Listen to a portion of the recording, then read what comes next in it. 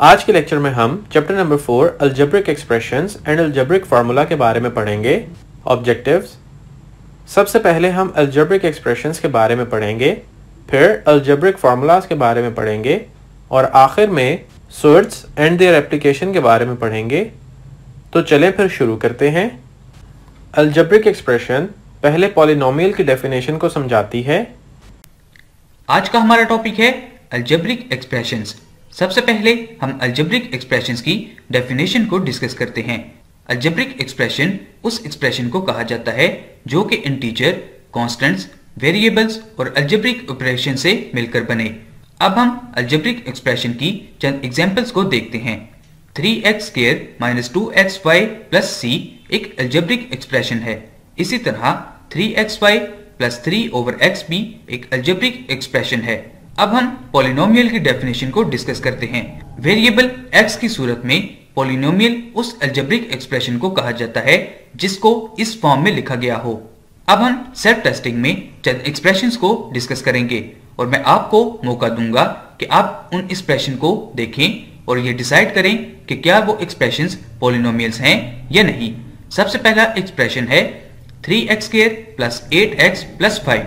अब आप इस एक्सप्रेशन को गौर से देखें और बताएं कि क्या ये एक्सप्रेशन पॉलिनोमियल है या नहीं।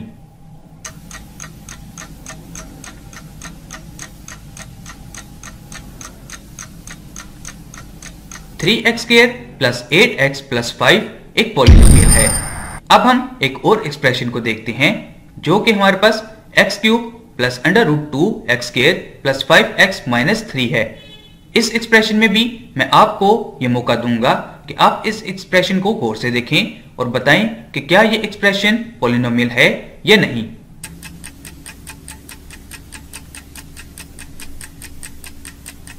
ये एक्सप्रेशन भी एक पॉलिनोमियल है।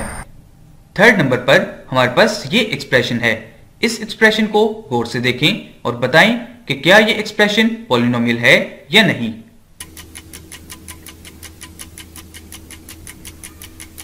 ये एक्सप्रेशन भी एक पॉलिनोमियल है। अब हम लास्ट में आखिरी एक्सप्रेशन को देखते हैं। इस एक्सप्रेशन को गौर से देखें और बताएं कि क्या ये एक्सप्रेशन पॉलिनोमियल है या नहीं।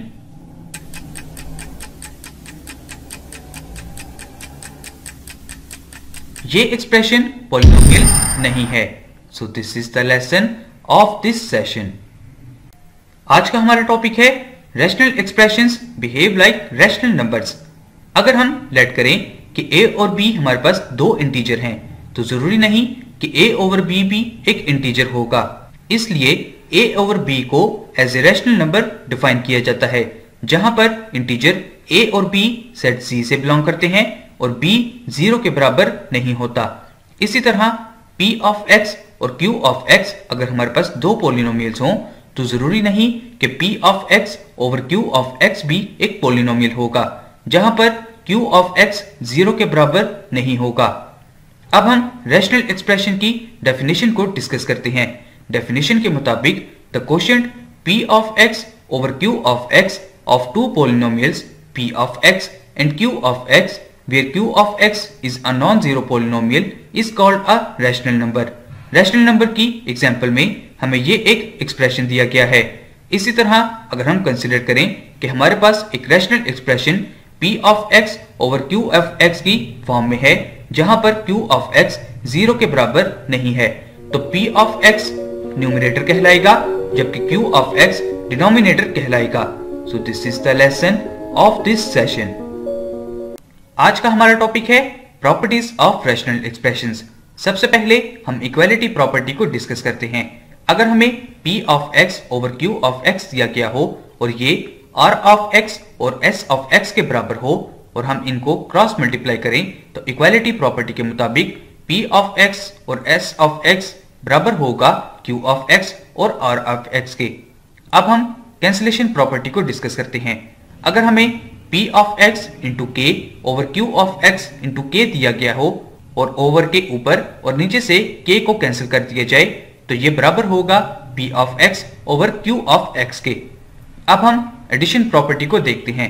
एडिशन प्रॉपर्टी के मुताबिक अगर p(x) over q(x) को r(x) और s(x) में ऐड किया जाए तो ओवर के नीचे मौजूद वैल्यूज का एलसीएम लिया जाएगा, जिससे हमें ओवर के ऊपर P of x S of x हासिल होंगे। दरमियान में प्लस का साइन आएगा और फिर हमें क्यू ऑफ एक्स और आर ऑफ एक्स हासिल होंगे। अब हम सब्ट्रैक्शन प्रॉपर्टी को डिस्कस करते हैं। इस प्रॉपर्टी के मुताबिक अगर P of x over Q of x में से आर ऑफ एक्स और एस ऑफ एक्स को सब्ट्रैक्ट किया जाए तो ओवर के नीचे मौजूद वैल्यूज का एलसीएम लिया जाएगा, जिससे हमें ओवर के ऊपर पी ऑफ एक्स और एस ऑफ एक्स हासिल होंगे। दरमियान में माइनस का साइन आएगा और फिर हमें क्यू ऑफ एक्स और आर ऑफ एक्स हासिल होंगे। अब हम मल्टीप्लिकेशन प्रॉपर्टी को डिस्कस करते हैं। इस प्रॉपर्टी के मुताबिक P of x over Q of x को जब R ऑफ x और S ऑफ x के साथ मल्टीप्लाई किया जाएगा तो हमें ये एक्सप्रेशन हासिल होगा। अब हम डिवीजन प्रॉपर्टी को डिस्कस करते हैं। डिवीजन प्रॉपर्टी के मुताबिक अगर P of x over Q of x को R ऑफ x और S ऑफ x के साथ डिवाइड किया जाए, जहां पर हम डिवाइड को मल्टीप्लाई से इंटरचेंज करते हैं, तो R ऑफ x और S ऑफ x की जगह को चेंज कर दिया जाएगा। इस एक्सप्रेशन को जब आपस में मल्टीप्लाई किया जाएगा तो हमें ये एक्सप्रेशन हासिल होगा। अब हम एडिटिव इनवर्स को डिस्कस करते हैं। इस केस में अगर हमें expression P of x over Q of x दिया गया हो और हम इसके साइन को चेंज करते हैं तो ये हमारे पास एडिटिव इनवर्स होगा। अब हम मल्टीप्लिकेटिव इनवर्स को डिस्कस करते हैं।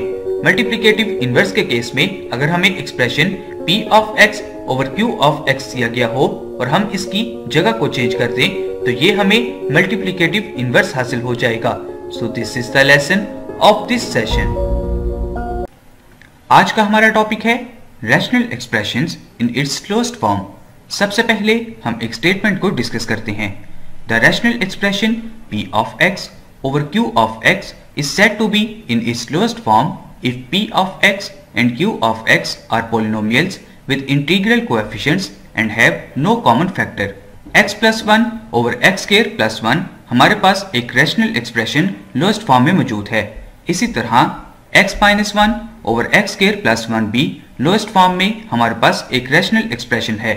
यहाँ पर यह सवाल पैदा होता है कि किस तरह पता चलेगा कि कोई रैशनल एक्सप्रेशन क्लोज्ड फॉर्म में है या नहीं।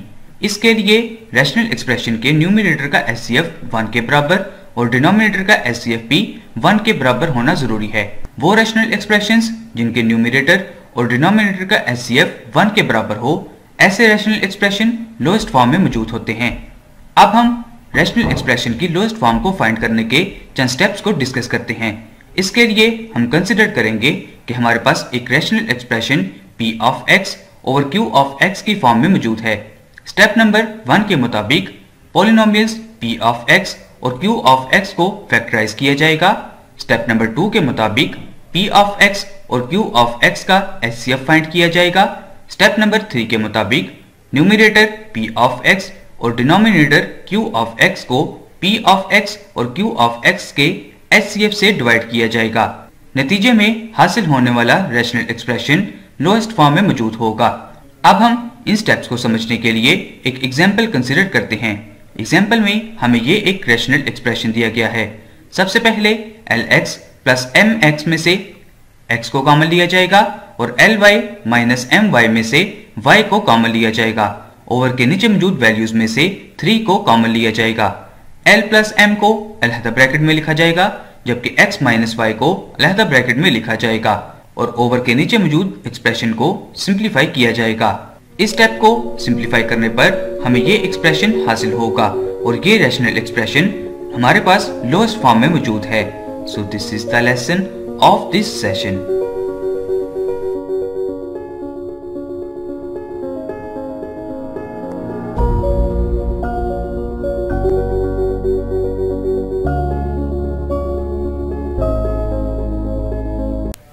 आज का हमारा टॉपिक है sum, difference and product of rational expressions.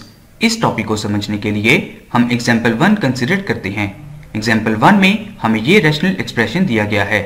इस रैशनल एक्सप्रेशन के थ्रू हम सम और डिफरेंस को फाइंड करेंगे। X square minus y square को सिंप्लीफाई करने पर हमें ये रैशनल एक्सप्रेशन हासिल होगा। इस स्टेप की सिंप्लीफिकेशन पर हमें ये स्टेप हासिल होगा। जब हम इस स्टेप को सिंप्लीफाई करेंगे तो हमें ये स्टेप हासिल होगा। इस स्टेप में x को x के साथ कैंसिल किया जाएगा। कैंसिलेशन से हमें ये स्टेप हासिल होगा। इस स्टेप में 2x प्लस 2y में से 2 को कॉमन लिया जाएगा तो हमें ये एक्सप्रेशन हासिल हो जाएगा। यहाँ पर हम x प्लस वाई को x प्लस वाई के साथ कैंसिल करेंगे तो हमें ये रिजल्टेंट एक्सप्रेशन हासिल होगा और ये एक्सप्रेशन एग्जाम्पल 1 का आंसर होगा। अब हम एग्जाम्पल 2 को कंसिडर करते हैं। एग्जाम्पल 2 में हमें ये रैशनल एक्सप्रेशन दिया गया है। इस एक्सप्रेशन के थ्रू हम प्रोडक्ट को फाइंड करेंगे। जब हम इस रैशनल एक्सप्रेशन का प्रोडक्ट लेंगे तो हमें ये स्टेप हासिल होगा। इस स्टेप की सिंप्लीफिकेशन पर हमें ये स्टेप हासिल हो जाएगा। इस स्टेप में से 2x माइनस 3y को 2x माइनस 3y के साथ कैंसिल किया जाएगा, x प्लस 2 को x प्लस 2 के साथ कैंसिल किया जाएगा, जिससे हमें ये रिजल्टेंट एक्सप्रेशन हासिल होगा और ये रिजल्टेंट एक्सप्रेशन हमारी एग्जाम्पल 2 का आंसर होगा। So this is the lesson of this session.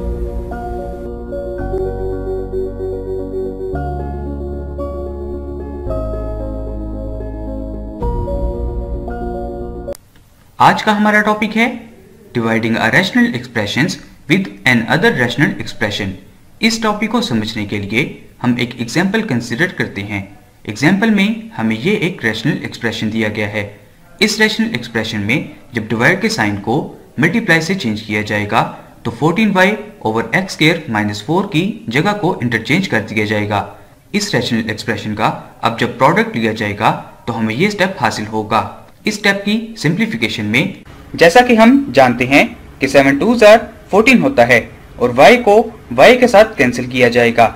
इसके बाद x माइनस 2 को x माइनस 2 के साथ कैंसिल किया जाएगा, जिससे हमें ये रिजल्टेंट एक्सप्रेशन हासिल होगा और ये रिजल्टेंट एक्सप्रेशन इस एग्जाम्पल का आंसर होगा। So this is the lesson of this session.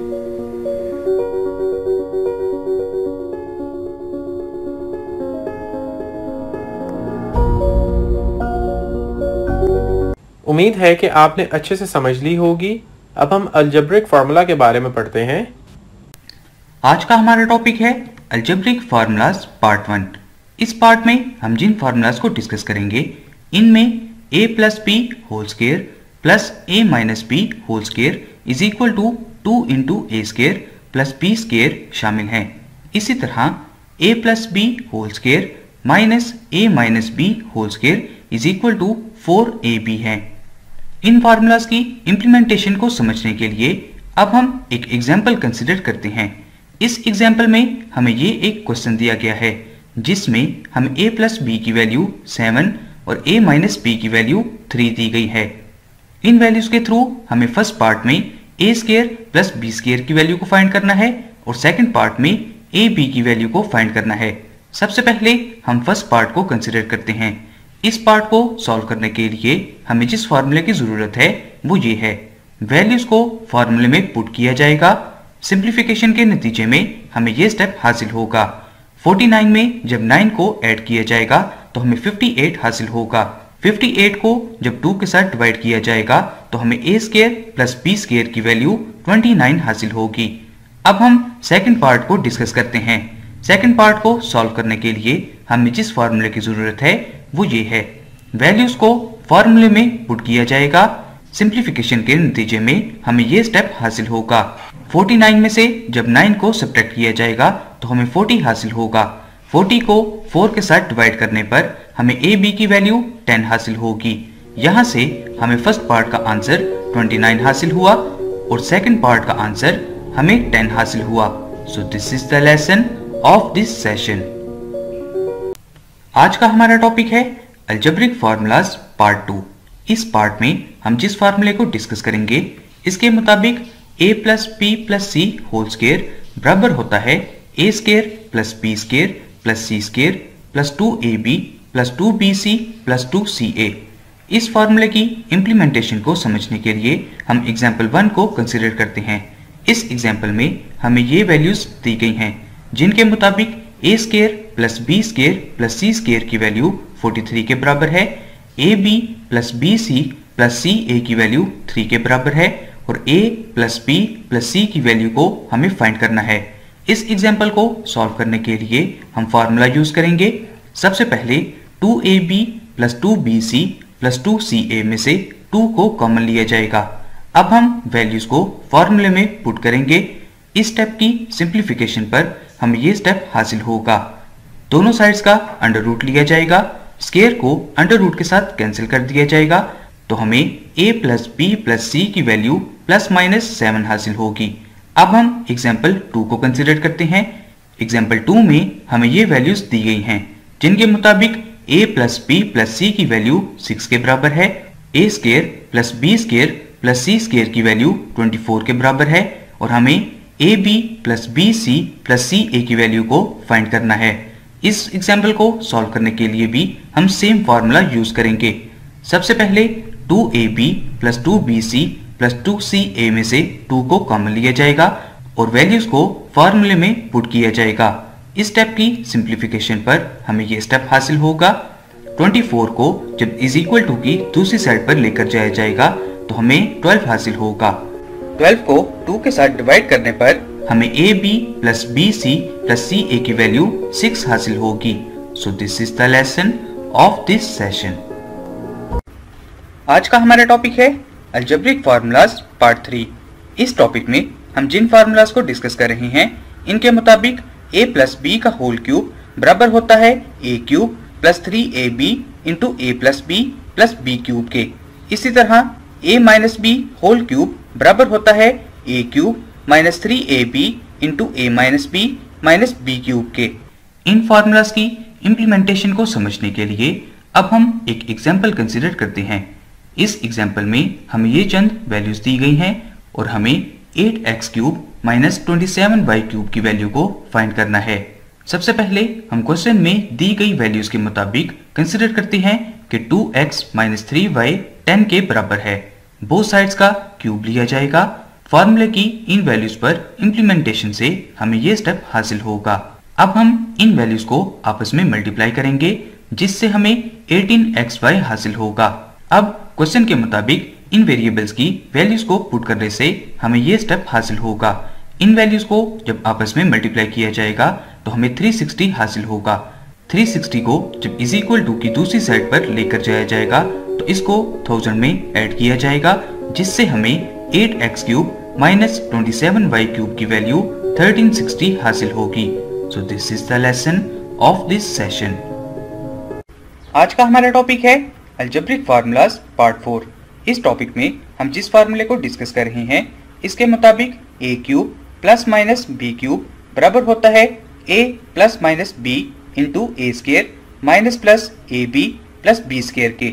इस फार्मूले की इम्प्लीमेंटेशन के लिए हम एग्जाम्पल 1 को कंसिडर करते हैं। एग्जाम्पल 1 में हमें कहा गया है कि 64x cube plus 343y cube को फैक्टराइज कीजिए। इन वैल्यूज को जब फैक्टराइज किया जाएगा तो हमें इसके ये फैक्टर्स हासिल होंगे। इन फैक्टर्स पर जब फार्मूले को अप्लाई किया जाएगा तो हमें ये स्टेप हासिल होगा। इस स्टेप की सिंप्लीफिकेशन पर हमें एग्जाम्पल 1 का आंसर ये हासिल होगा। अब हम इस फार्मूले को मजीद समझने के लिए एग्जाम्पल 2 कंसिडर करते हैं। एग्जाम्पल 2 में हमें इन वैल्यूज का प्रोडक्ट फाइंड करना है। अगर हम इन वैल्यूज को कंसिडर करें और इन पर कंप्लीटिंग स्क्वायर का फार्मूला अप्लाई किया जाए तो हमें ये स्टेप हासिल होता है। इस स्टेप की सिंप्लीफिकेशन पर हमें ये स्टेप हासिल होगा। इन वैल्यूज का जब क्यूब लिया जाएगा तो हमें एग्जाम्पल 2 का आंसर ये हासिल होगा। So this is the lesson of this session. अब आप इससे रिलेटेड क्वेश्चंस हल करें। हम मिलते हैं इस ब्रेक के बाद। उम्मीद है आपने क्वेश्चंस हल कर लिए होंगे। हमारा नेक्स्ट टॉपिक है सर्ब एंड देयर एप्लीकेशंस। चलें अब इसको समझते हैं। आज का हमारा टॉपिक है addition and subtraction of sets.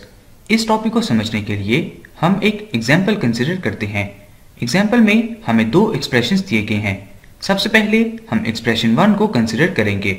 इस एक्सप्रेशन में जब 27 और 75 को स्प्लिट किया जाएगा तो इसे 9 इंटू 3 और 25 इंटू 3 की फॉर्म में लिखा जाएगा। अब हम 3 को अलहदा रेडिकल फॉर्म में लिखेंगे। 9 और 25 का जब अंडर रूट लिया जाएगा तो हमें ये स्टेप हासिल होगा। इस स्टेप में अंडर रूट 3 को कॉमन लिया जाएगा। कॉमन लेने पर हमें ये वैल्यूज हासिल होंगी। यहाँ से हमें इस एक्सप्रेशन का ये आंसर हासिल हो जाएगा। अब हम एक्सप्रेशन 2 को कंसिडर करते हैं। इस एक्सप्रेशन में जब हम 128, 250 और 432 को स्प्लिट करेंगे तो इन्हें 64 इंटू 2, 125 इंटू 2 और 216 इंटू 2 की फॉर्म में लिखा जाएगा। अब हम 64, 125 और 216 को इस फॉर्म में लिखेंगे। √2 को अलग रेडिकल फॉर्म में लिखा जाएगा। इसके बाद 3 को 3 के साथ कैंसिल किया जाएगा, जिससे हमें ये स्टेप हासिल हो जाएगा। इस स्टेप में से अब हम √2 की पावर 3 को कॉमन लेंगे। कॉमन लेने पर हमें ये स्टेप हासिल हो जाएगा। जब हम इस स्टेप को सिंप्लीफाई करेंगे तो हमें इस एक्सप्रेशन का ये आंसर हासिल हो जाएगा। So this is the lesson of this session. आज का हमारा टॉपिक है multiplication and division of sets. इस टॉपिक को समझने से पहले हम लॉज ऑफ सेट्स को डिस्कस करेंगे। फर्स्ट लॉ के मुताबिक अगर दो सेट्स आपस में डिवाइड हो रहे हो तो डिवीजन के नतीजे में हमें ये सेट हासिल होता है। इसी तरह अगर दो सेट्स आपस में मल्टीप्लाई हो रहे हो तो मल्टीप्लिकेशन के नतीजे में हमें ये सेट हासिल होता है। अब हम इस लॉ को एग्जाम्पल की मदद से समझेंगे। एग्जाम्पल में हमें ये दो सेट्स दिए गए हैं। 14 को जब 35 के साथ मल्टीप्लाई किया जाएगा तो 14 और 35 को फैक्टराइज किया जाएगा।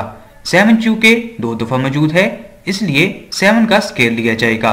इस स्टेप के बाद 2 और 5 को आपस में मल्टीप्लाई किया जाएगा तो हमें ये स्टेप हासिल होगा। अब हम 7 स्क्वायर और 10 को अलहदा रेडिकल फॉर्म में लिखेंगे। इस स्टेप की सिंप्लीफिकेशन पर हमें इस एग्जाम्पल का ये आंसर हासिल हो जाएगा। So this is the lesson of this session. आज का हमारा टॉपिक है rationalization of sets. Rationalization of sets को समझने से पहले हम चंद डेफिनेशंस को डिस्कस करेंगे। डेफिनेशन 1 के मुताबिक अगर कोई सेट सिंगल टर्म पर मुश्तमिल हो तो ऐसे सेट को मोनोमियल सेट कहा जाता है, जैसे कि √2 और √3। सेकंड डेफिनेशन के मुताबिक अगर कोई set sum of 2 monomial sets और सम ऑफ मोनोमियल सेट और रैशनल नंबर पर मुश्तमिल हो तो ऐसे सेट को बाइनोमियल सेट कहा जाता है, जैसे कि √2 प्लस √2, इसी तरह √2 प्लस 5। थर्ड डेफिनेशन के मुताबिक अगर दो सेट्स का प्रोडक्ट एक रैशनल नंबर हो तो each set rationalizing factor of other set कहलाएगा। फोर्थ डेफिनेशन के मुताबिक the process of multiplying a given set by its rationalizing factor to get a rational number as product is called rationalization of the given set. Fifth definition के मुताबिक two binomial sets of second order differing only in sign connecting their terms are called conjugate sets, जैसा कि √a plus √b और √a minus √b है। जब हम इन दोनों values का प्रोडक्ट लेंगे तो प्रोडक्ट से हमें ये स्टेप हासिल होगा। 2 को √ के साथ कैंसिल किया जाएगा, जिससे हमें ये रिमेनिंग वैल्यूज हासिल होंगी। इसी तरह जब हम 3 प्लस √5 और 3 माइनस √5 को आपस में मल्टीप्लाई करेंगे तो मल्टीप्लिकेशन से हमें ये स्टेप हासिल होगा। 2 को √ के साथ कैंसिल किया जाएगा और 3 का स्क्वायर लिया जाएगा, जिससे हमें ये रिमेनिंग वैल्यूज हासिल होंगी।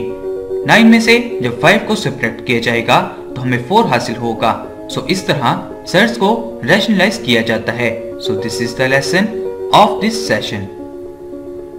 आज का हमारा टॉपिक है रैशनलाइजिंग रियल नंबर्स। इस टॉपिक में हम इस टाइप के रियल नंबर्स की रैशनलाइजेशन को समझेंगे। इसके लिए हम एग्जाम्पल 1 को कंसिडर करते हैं। एग्जाम्पल 1 में हमें ये एक एक्सप्रेशन दिया गया है। इस एक्सप्रेशन को इसके डिनोमिनेटर के साथ एज ए न्यूमरेटर और डिनोमिनेटर मल्टीप्लाई किया जाएगा। मल्टीप्लिकेशन के नतीजे में हमें ये वैल्यूज हासिल होंगी। इन वैल्यूज को जब हम सिंप्लीफाई करेंगे तो हमें ये स्टेप हासिल होगा। 49 में से 20 को सब्ट्रैक्ट करने पर हमें 29 हासिल होगा।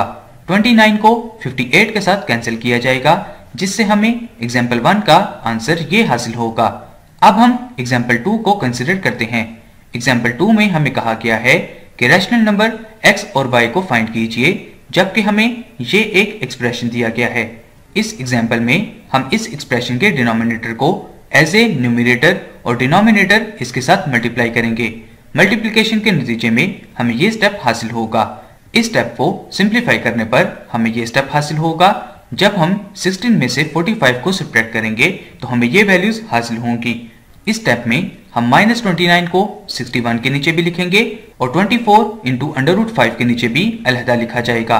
ये एक्सप्रेशन हम कंसिडर करते हैं कि x प्लस वाई इंटू √5 के बराबर है, जिससे हमें x की वैल्यू -61/29 हासिल होगी और y की वैल्यू हमें -24/29 हासिल होगी। So this is the lesson of this session. उम्मीद है आपने सब कॉन्सेप्ट समझ लिए हैं। अब मजीद आप इनकी प्रैक्टिस करें। हम फिर मिलते हैं नेक्स्ट लेक्चर में। तब तक के लिए अल्लाह हाफिज।